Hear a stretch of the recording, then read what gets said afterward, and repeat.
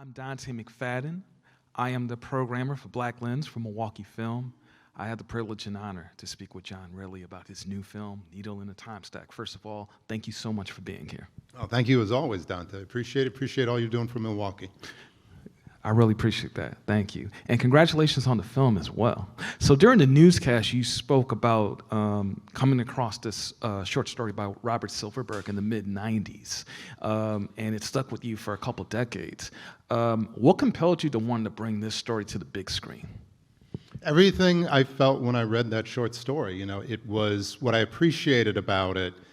It deals with science fiction. It deals with time travel. But it never tried to explain time travel. It wasn't this thing where you got to come up with all these rules and everything. It was like, that's the way life is. I don't understand how my electric car works. I get in, I drive it every day, and that's fine. And he also didn't try to explain love, which is also unexplainable. You can walk by 100 people on the street every day, nobody does anything for you, and there's that one person. You see them and you feel something, and it's, it feels like a real connection. It feels like magic. But there's no understanding exactly why. And that's what I loved about this story. It took these two incredible forces. We obviously can't time travel, but time is our reality, and dealt with that. And it dealt with feelings and emotions that are powerful and that the majority of people feel at some time in their lives. And the other thing that was very important to me when I read it, it was obviously a short story, it was on the page, I populated it the first time I read it, as I would do with people who look like me, look like us, look like the world. And that was really important to me, was to take these very fundamental human emotions that you don't always see represented with BIPOC individuals and say, okay, this is what this film is about. It's about possibility, time travel, it's about love, and it's about representing that in everybody, in anyone. And again, not trying to explain all of that, but just see it and feel it and acknowledge it. The opening line is, love is a circle.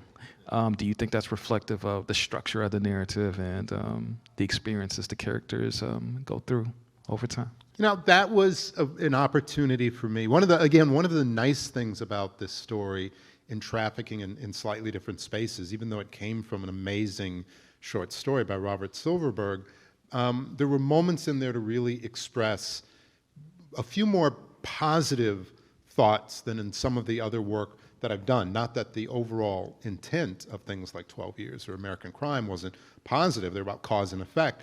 This was a little bit more about a continuum of feelings. And certainly in the world that we live in reality, all relationships, they don't always work out, and that's all right.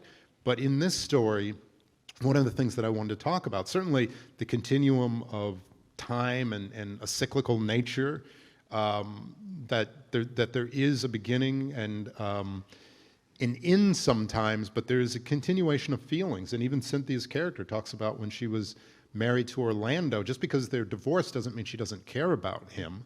And that is a source of friction in the relationship. So that to me was very important, to not just focus on the time travel, not just focus on these larger genre elements, but really try to make statements about feelings and moods and emotions, and many of them that I, in my romantic heart, believe that love is continuous. It may not be the same all the way through that cycle, but if you care about somebody, if you really care about somebody, that doesn't go away. It may change its form. It's like energy. It doesn't die, it changes form. And to me, that's love. It may not be that same kind, but if you care, you care. That caring can never go away. You may get mad at something your children do, your parents may frustrate you, but if that love is there, it remains. And watching this film, you really got to concentrate on just how love persists throughout, because I think through the 5 characters that we see in this film is very much a meditation on love, in terms of what is someone willing to do to make someone else happy, to make themselves happy, to save someone else from tragedy. It also makes me think about the way time shifts are captured throughout this film. And what informed the way you wanted to capture that cinematically? A lot of that, in terms of how we wanted to express time travel and the realities that, we were operating on on a bit of a budget on this film, but there's fluidity. Time, people talk about it all the time. Time is a river, time flows, all of that. And that's reality. It tends to flow in one direction. But there are also elements of the story in the story. For example, in the short story, and certainly in the film as well, they're all from the La Jolla area in California. They talk about going to the beach, and that was the best time. They remember being at the beach as young people and hanging out near the water. There are moments where we tried to infuse that very slyly within the film. There's a moment where Cynthia and Orlando, in a certain configuration of relationships, are talking about the past, but they're standing near their pool. There's a moment where Frida is really being demonstrative with Leslie's character, about the nature of their relationship and where it is, and she's standing by the sink and the water is running. Mm-hmm. The waveforms that represent time displacement, travel as a wave throughout the film. So for us, it was really important to try to, in very subtle ways, how do we maintain a continuity of theme within this? How do you signal to an audience, sometimes in very subtle ways, hopefully for an audience that has the capacity to absorb a film like this, that they get that they see it. But it was water, it was waves, it was flowing, it was the nature of the flow of time and life. That was very important to us, and I deeply appreciate that was something that you saw in the film. Certainly. You're sharp. Yeah. Thank you. Would you say that a film, like the one that you've made, could change a life? And how so? Would you elaborate on that? Either way, yes or no. Do films really change lives? That's a really good question. I think there was a piece of art out there that was really, really going to change lots of lives. Let's just talk about society. I think somebody would have made it.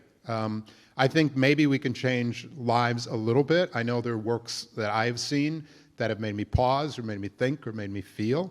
I think for me, where I really look to change is behind the scenes. I look at some of the hiring that we've done. I'm really proud of the hiring that we've done, particularly in post-production positions. People talk a lot about Oscar So White or things like that. Very important conversations, but if we're just looking at the actors, then we're missing, where are the animators? Where are the VFX supervisors? Where are the, I would love for young people to become actors. I would be more impressed when they start working with technology and start working in editorial. So I look at our editorial department, a group that I work with constantly. They could not be more reflective of the actual world that we live in. I look at the crew that we had on the project that I just worked in. It was in Canada, but it was one of the most reflective crews that I've worked with, and certainly in Canada. And that, to me, we're talking about real change. When people start arriving who are different than me, different than you, but they are in critical decision-making positions, that's real change. And that's something I really fight for. And there was a moment where, on the film set, working with really terrific people, and some of the individuals I was working with were like, well, maybe we can't find all these individuals, but we can have interns, and we can have people who are learning. And I said, that's great. I think that's terrific. But it's also incredibly important that people on the crew see other individuals, whether they're BIPOC, whether they're female, whether they're LGBTQ+, as being people who have the power to make decisions, because that's where change really is made. So I hope that I create films where, hundreds of millions of people change. I don't think that's going to happen. I hope I make a film where a couple of people walk out and go, oh, I'm going to reconsider my relationships. I'm going to reconsider things. I've been in audiences. I remember in screenings of 12 Years a Slave, and you could feel people acknowledging, and certainly a film like that, people got to be ready for that. They're people, they're not even going to go see it, so how are you going to change an individual? But to me, when you are in a leadership position, when you're someone who's setting the tone, it makes a difference. It really, really does. And I think that's where I feel like if I've done anything, I don't know I've done anything at all, but if I've done anything, that's the space where real change has likely happened.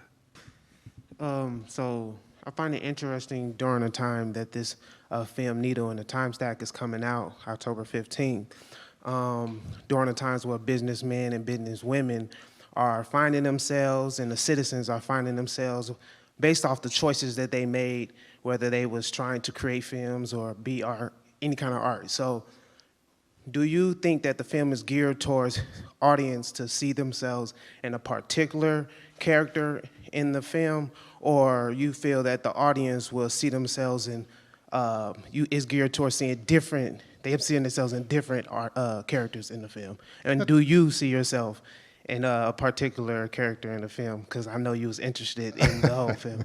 That's the best question. You know, it's interesting because people look at films or work that I've done and they'll think, oh, well, that character must be you, or that one most reflects you. And sometimes I'll tell people, you know, maybe you should unfortunately look at maybe the most reprehensible character, because I wish I was a perfect person.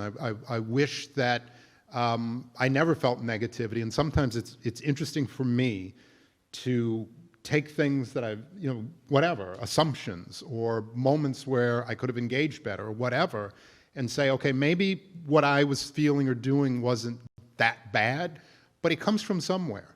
It came from somewhere, and there's that self-examination. And so I tell people, don't assume that the most angelic character, the perfect character was me. Don't assume that the worst person there was not me. And again, I would hope that I'm not as extreme as the worst individual, but it all comes from a place. It really, really does. And you know, people talk about writing what you know. That doesn't mean, well, I can't write science fiction because I've never studied physics or something like that. But what are the human qualities where you got to go, okay, you know what? This is the time where I got to be honest. And maybe other people won't see that and recognize it, but all the more reason to be honest in those spaces. With this film, to me, it's less about anybody seeing themselves as any one character, but I just know sometimes it's really, really difficult going to films at a certain age, and you go, okay, I can enjoy this film, but I'm missing me at all.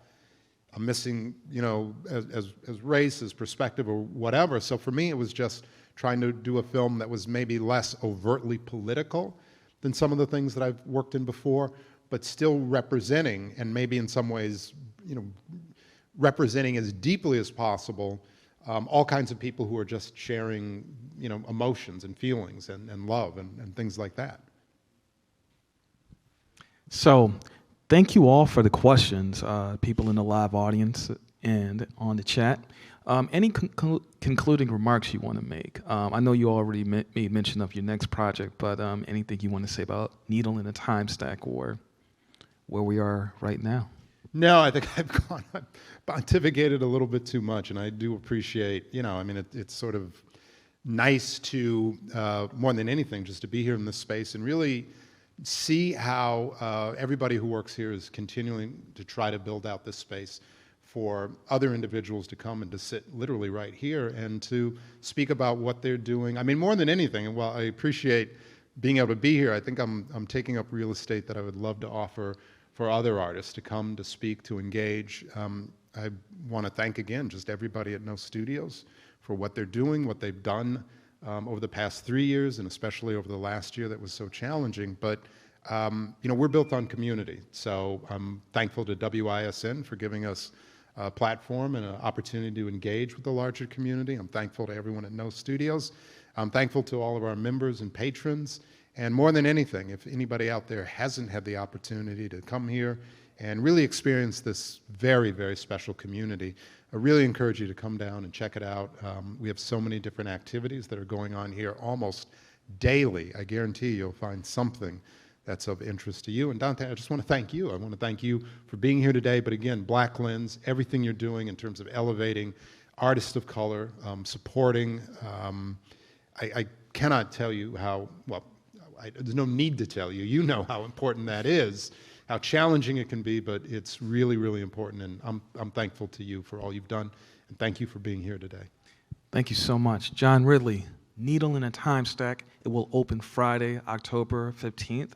Check it out at the Oriental Theater in Milwaukee. Thank you, No Studios, the whole crew, for helping make this possible. Thank you to WISN 12. Thank you for those of you tuning in here in this space as well as in the virtual space. And glad you could take part in this conversation through Community Curated.